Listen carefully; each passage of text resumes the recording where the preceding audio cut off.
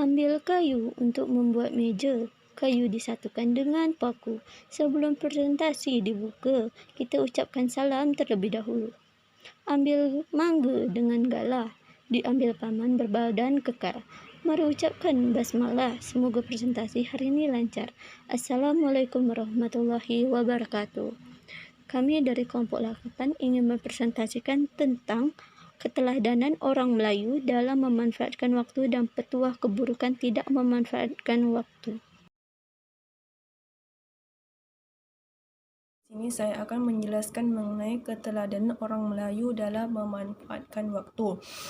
Bila waktu tidak digunakan dengan baik, maka akan terbuang untuk perkara yang sia-sia. Semua orang merasakan hal itu, maka jika seseorang tidak mengisi waktunya dengan kebaikan, ia akan menghabiskan waktunya untuk kejelekan. Orang yang tidak mengambil faedah dari waktu mereka, menyia-nyiakan waktunya untuk perkara yang merugikan, maka waktu itu akan menjadi padang rumput bagi syaitan-syaitan yang senantiasa membolak-balikkan dalam kesesatan. Orang yang sadar akan cepatnya waktu berlalu, mereka adalah orang yang mendapatkan taufik dari Allah sehingga waktu mereka benar-benar bermanfaat. Sungguh di zaman ini kita akan melihat banyak orang yang menyia-nyiakan waktu dan umur yang sia-sia. Orang tua-tua Melayu mengatakan, apa tanda orang berilmu? Ianya tahu memanfaatkan waktu. Maksudnya iaitu bahawa orang Melayu pada hakikatnya menyadari pentingnya memanfaatkan waktu. Dalam ungkapan adat dikatakan, pantang melayang membuang waktu. Siapa suka menyia-nyiakan masa, alamat hidupnya akan binasa. Dalam ungkapan lain pun dikatakan, barang siapa berlalai-lalai, anak bininya akan kebelai. Barang siapa suka berlengah, alamat hidupnya tidak semenggah. Ungkapan-ungkapan ini secara tegas menunjukkan pandangan orang Melayu yang sangat menghargai waktu. Waktu yang dimanfaatkan dengan baik, dengan sebaik mungkin agar mereka dapat hidup sejahtera. Siapa saja yang tidak tahu akan tidak mau memanfaatkan waktu, hidupnya akan sengsara dan penuh penderitaan. Kehidupan manusia pada hakikatnya sangat terkait pada ruang waktu. Secara garis besarnya ada 3 dimensi waktu: dahulu, sekarang, dan masa yang akan datang. Ditinjau dari segi bahasa, orang Melayu sangat memperhatikan waktu. Yang ada dalam bahasa Melayu dapat dijadikan bukti kesadaran orang Melayu dalam dimensi waktu.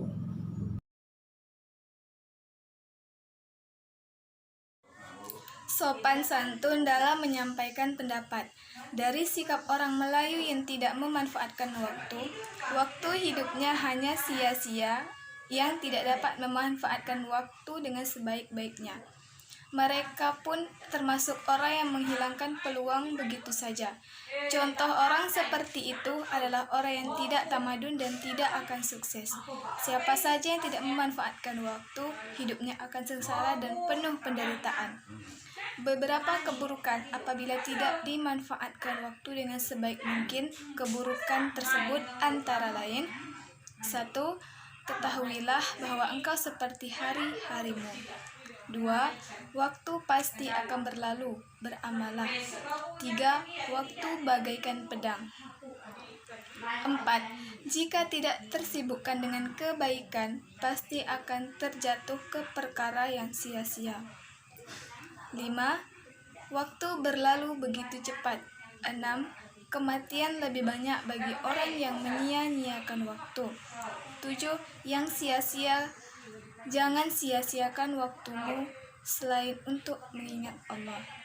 Sopan bertutur antar teman maupun orang tua. Istiadat adalah pola santun dalam pergaulan Melayu sudah menjadi pergaulan nasional.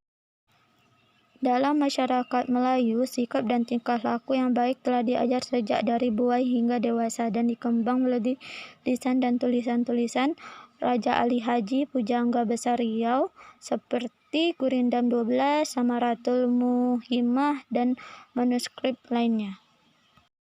Sopan santun dalam pergaulan sesama masyarakat yaitu tingkah laku, tutur bahasa, kesopanan pakaian, serta sikap menghadapi orang yang lebih tua, sesama, dan yang lebih muda dari kita.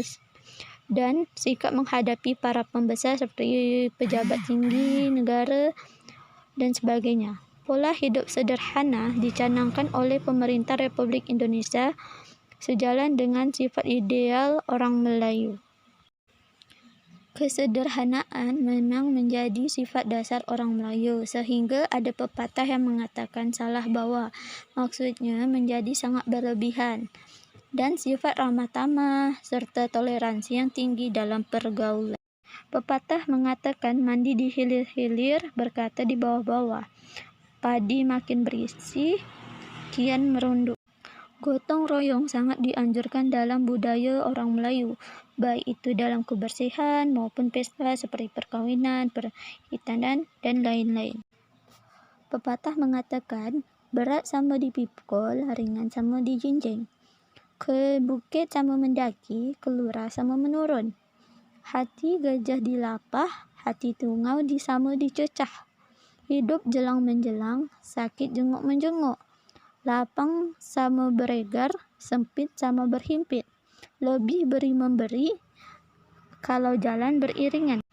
Ungkapan-ungkapan yang menyangkut kebersamaan sangat banyak, karena masalah gotong royong dan kerukunan bersama penting dalam pergaulan orang Melayu.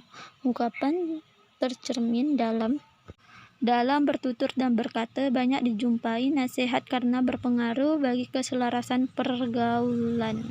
Ungkapan bertutur kata, hidup sekandang sehalaman, tidak boleh tengking-menengking, tidak boleh tindih-menindih, tidak boleh dendam kesumat, pantang membuka aib orang, pantang merobek baju di badan, pantang menepuk air di dulang, hilang budi karena bahasa, hilang daulat karena kuasa, pedas lada hingga ke mulut, pedas kata menjemput maut. Bisa ular pada taringnya, bisa lebah pada sengatnya, bisa manusia pada mulutnya, bisa racun boleh diobat, bisa mulut nyawa padanya.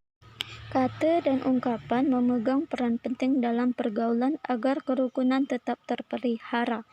Tinggi rendah budi seseorang diukur dari cara berkata-kata, seperti pepatah mengatakan, biar salah kait, asal jangan salah cakap. Maksudnya, orang yang baik tentu mengeluarkan kata-kata yang baik dan tekanan suaranya akan menimbulkan simpati orang. Sedangkan orang yang menggunakan kata-kata kasar dan tidak senonoh tentunya orang yang tidak berbangsa atau derajat rendah. Adab dan sopan santun dalam pergaulan adalah norma Islam yang sudah melembaga menjadi adat. Di dalamnya terdapat berbagai pantangan, larangan, dan hal-hal yang dianggap sumbang. Pelanggaran menimbulkan aib besar dan si pelanggar dianggap tidak beradab. Sumbang adalah tingkah laku yang tidak baik dipandang, tidak baik sikapnya. Sumbang pada umumnya disebut tidak baik.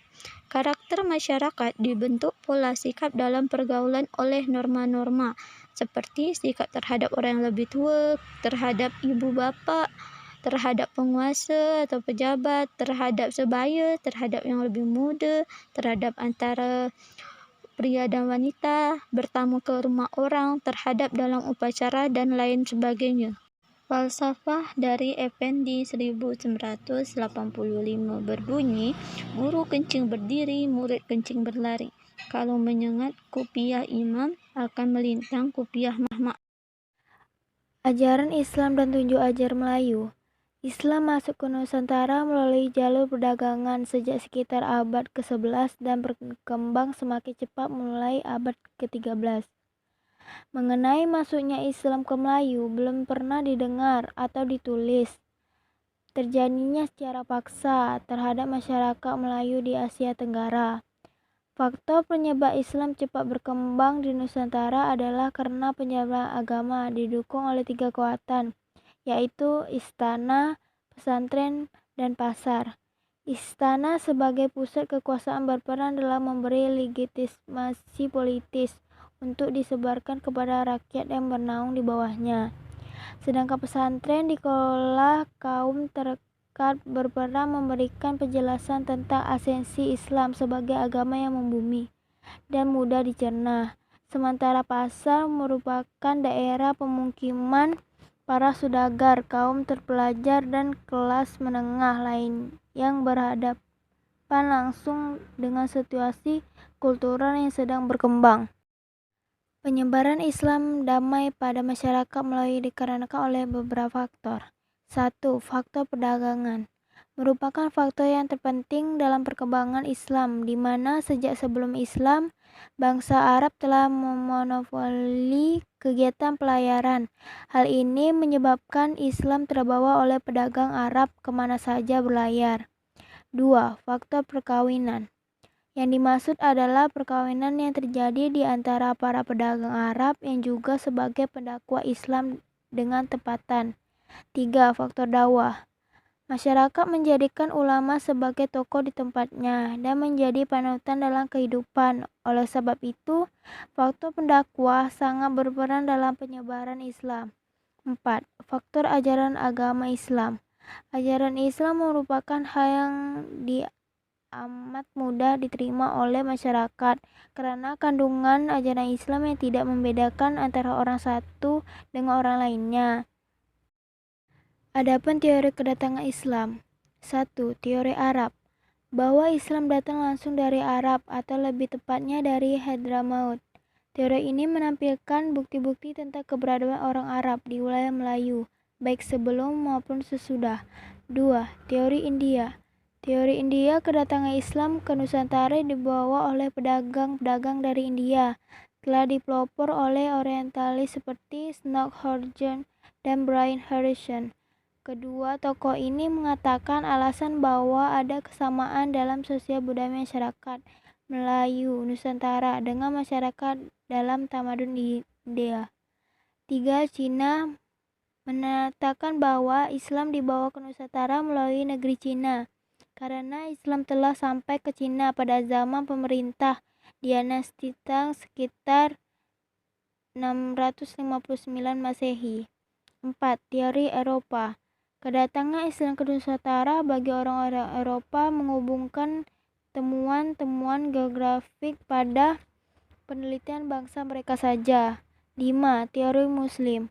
Pendapat sejarawan Arab dan Muslim maksudnya ke Islam di alam Melayu dikenal dengan Asia Tenggara. Banyak buku sejarah Barat dan orang-orang yang mengikutinya yang mengira bahwa Islam masuk ke Indo pada abad 13 Masehi. Tetapi Abdullah bin Nuh berkeyakinan bahwa masuknya Islam ke Asia Tenggara jauh sebelum masa yang diduga. Anak hebat tidak lupa sarapan, roti gandum diolesi selai. Terima kasih kami ucapkan sudah mendengar sampai selesai. Nyamuk mati berlumur darah ketika jatuh dimakan ikan. Mohon maaf jika ada salah, karena itu yang kami harapkan. Wabillahi taufiq wal hidayah. Wassalamualaikum warahmatullahi wabarakatuh.